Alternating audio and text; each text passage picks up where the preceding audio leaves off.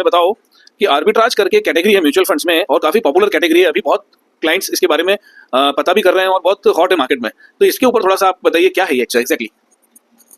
तो arbitrage funds ये जो है, काफ़ी क्लाइंट्स पूछते हैं इसके बारे में, बहुत क्लाइंट्स इन्वेस्ट नहीं करते।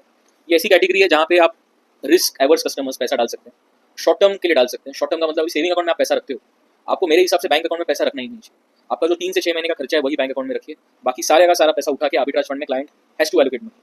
उसका ऐसा एग्जांपल है, आपके पास 10 लाख रुपए सेविंग अकाउंट में कस्टमर के पास एवरेज बैलेंस पड़ा हुआ रहता है। कस्टमर उस पर 3.5% साल का रिटर्न कमा रहा है, 3.5%। थोड़े बैंक 6%, 7% दे देते हैं। आफ्टर टैक्स आपको वो 4% हो जाता है, 3.5% का आपको 2.5% मिल जाता है।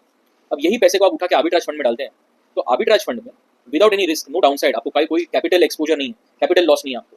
आर्बिट्राज फंड में आप सालाना 7.5% and in some funds 9% annually आप कमा सकते हो।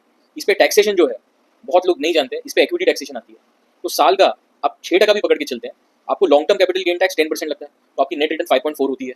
और आप उसको बीच में रिडीम करते हैं तो 15% होती है। वही चीज़ आप सेविंग अकाउंट या एफडी में आपको 30% लगता है।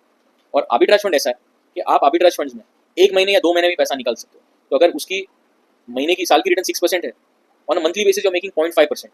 सो if a client invest 1 crore, उनको 0.5 यानी 50,000 से 75,000, 80,000 महीने का आर्बिट्राज फंड में वो कमा सकते हैं। वो कमा कर उसको अगर वो एग्जिट कर देते हैं तो उनको कोई एग्जिट लोड नहीं लगता। कमाया हुआ 50,000 या 75,000 जो भी रिटर्न है, उस पर 15% कैपिटल गेन टैक्स लगता है।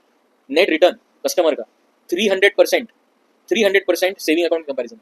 सेविंग में आप 3.5% पे टैक्स काट के 2% मिलता है, यहाँ पे टैक्स काट के आपको 5.5% मिलता है, तो आपको 3 गुना पैसा आर्बिट्राज फंड बना के देता है। तो ये कैटेगरी तो आपने बहुत ही शानदार बताई। मतलब आर्बिट्राज फंड्स तो इस तरह के हैं कि एक तो आपको रिस्क भी नहीं लग रहा और प्लस आपका पैसा इक्विटी टैक्सेशन में आ जाता है, तो आपको टैक्स बेनिफिट भी मिल जाता है। और तीसरा आपने बताया कि इसमें एग्जिट लोड भी नहीं है, मतलब क्लाइंट अपना 4 दिन के लिए भी अगर पैसा चाहे तो पार्क कर सकता है। तो क्या इसको तो हम इमरजेंसी फंड्स हो आपके पास या कोई इमीडिएट आपके 3 महीने 4 महीने में कोई फंड्स आपके काम आने वाले हों और जिसको आपको पार्क करना हो सेफ्टी के साथ, तो ये एक बहुत ही अच्छी कैटेगरी है।